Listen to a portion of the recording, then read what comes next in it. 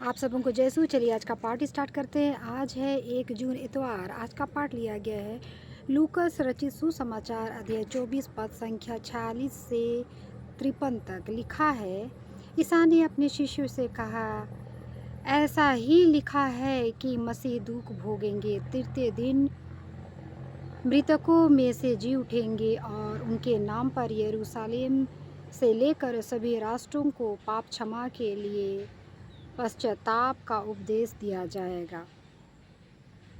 तुम इन बातों के साक्ष्य हो। देखो, मेरे पिता ने जिस वरदान की प्रतिज्ञा की है उसे मैं तुम्हारे पास भेजूंगा, इसलिए तुम लोग तब तक शहर में ठहरे रहो जब तक ऊपर की शक्ति से संपन्न न हो जाओ।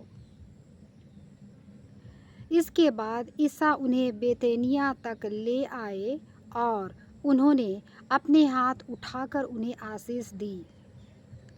आशीष देते देते वह उनकी आंखों से ओझल हो गए और स्वर्ग में आरोहित कर लिए गए।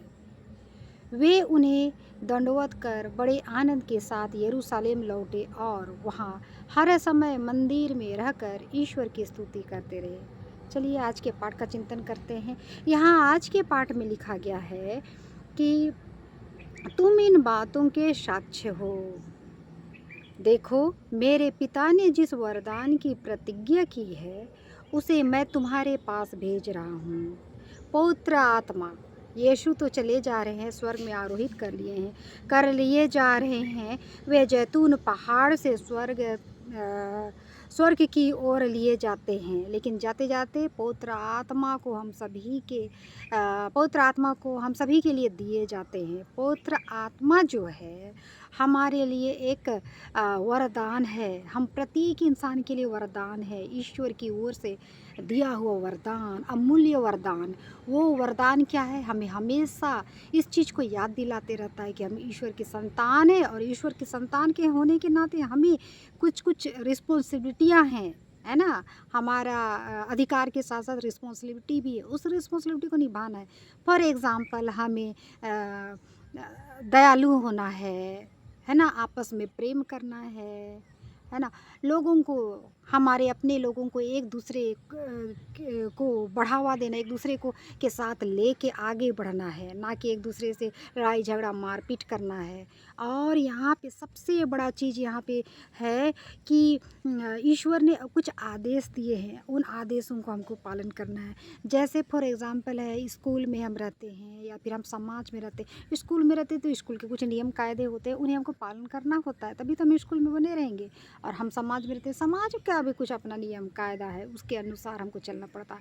अगर हम नियम कायदा में बने रहेंगे तो हम शांति से जीवन व्यतीत करेंगे, लोग हमें सपोर्ट करेंगे, लोग हमको साथ लेके चलेंगे। उसी प्रकार ईश्वर के नज़दीक रहना है तो कुछ नियम कायदे हैं, हमको उन नियम कायदों को तोड़ना नहीं है, उस नियम कायदे के हिसाब से चलना है। लेकिन क्या होता है कि हम उस नियम कायदे को भूल जाते हैं।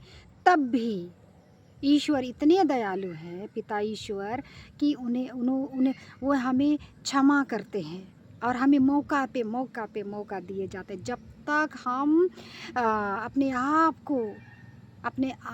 को उस योग्य नहीं बना लेते, तब तक मौके पे मौके दिए जाते हैं। तो चलिए मौके का फ़ायदा उठाते हैं और ईश्वर के निर्देशों का पालन करते हैं। अगर आपको ये वीडियो पसंद आता है, like share subscribe this video. Thank you.